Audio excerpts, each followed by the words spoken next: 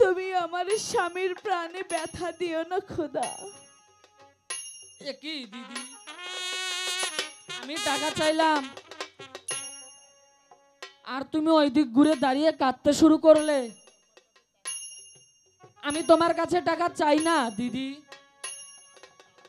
আর দুলাভাইকেও আনতে যাব না।